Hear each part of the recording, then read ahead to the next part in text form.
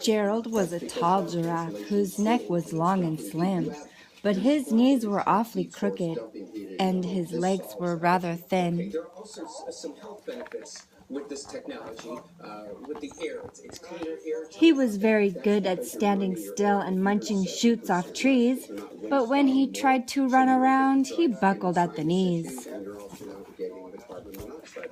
Okay, let's show people how this works right now. This is with normal insulation. Now, every year in Africa, they hold the jungle dance, where every single animal turns up to skip and prance. And this year, when the day arrived, poor Gerald felt so sad, because when it came to dancing, he was really very bad. This is right here a BTU meter. As you can see, this is measuring heat. I don't want to burn your hand. It's very hot. The warthogs started waltzing, and the rhinos rock and rolled.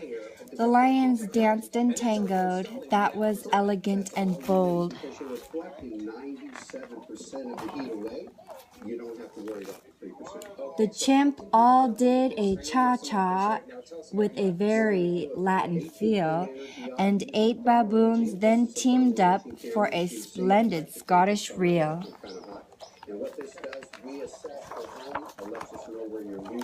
Gerald swallowed bravely as he walked towards the floor, but the lions saw him coming, and they soon began to roar.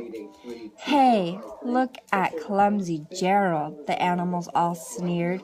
"Giraffes can't dance, you silly fool. Oh, Gerald, you're so weird."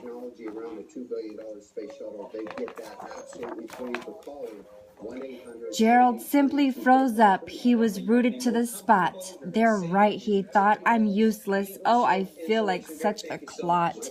So he crept off from the dance floor and he started walking home. He'd never felt so sad before, so sad and so alone. Then he found a little clearing and he looked up at the sky. "The moon can be so beautiful," he whispered with a sigh. "Excuse me," coughed a cricket, who'd seen Gerald earlier on, "but sometimes when you're different, you just need a different song." Listen to the swaying grass and listen to the trees. To me, the sweetest music in those branches in the breeze. So imagine that the lonely moon is playing just for you. Everything makes music if you really want it to. With that, the cricket smiled and picked up his violin. Then Gerald felt his body do the most amazing thing. His hooves had started shuffling, making circles on the ground. His neck was gently swaying, and his tail was swishing round. He threw his legs out sideways, and he swung them everywhere. Then he did a backward somersault and leapt up in the air. Gerald felt so wonderful. His mouth was open wide. "I am dancing! Yes, I am dancing! I am dancing!" Gerald cried.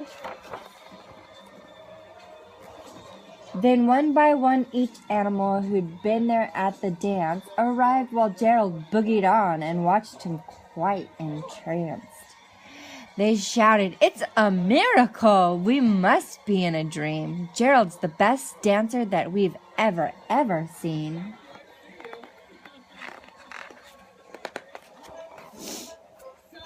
"How did you learn to dance like that? Please, Gerald, tell us how." But Gerald simply twirled around and finished with a bow.